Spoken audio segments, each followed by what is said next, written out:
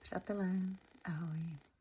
Dneska Walks and Talks překvapivě v sedě. Ale je to proto, že já už nestíhám, nezvládám. Je toho nějak moc před těma Vánocema. A člověk se snaží se to jako zjednodušovat, přesto prostě ta energie je brutálně roztříštěná do všech možných směrů.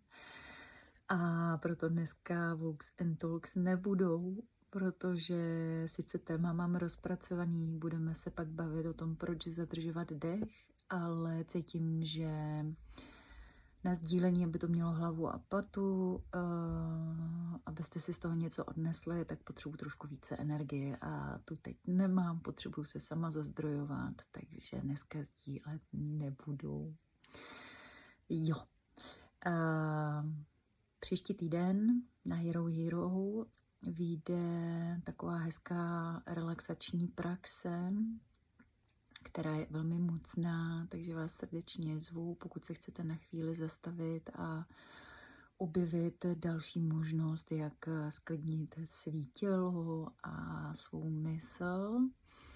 A když se třeba nepotkáme tam na Hero, tak vám přeju krásný Vánoce, protože už jsou tady příští týden.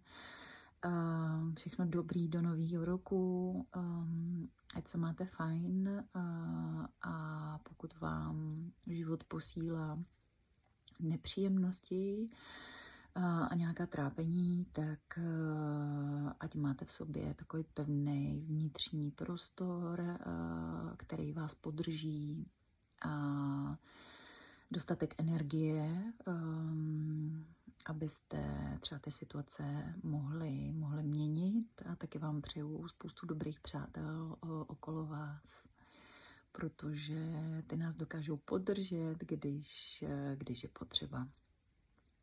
Tak jo, mějte se krásně a Walks and Talks pravidelný zase od příštího roku. Tak jo, čau.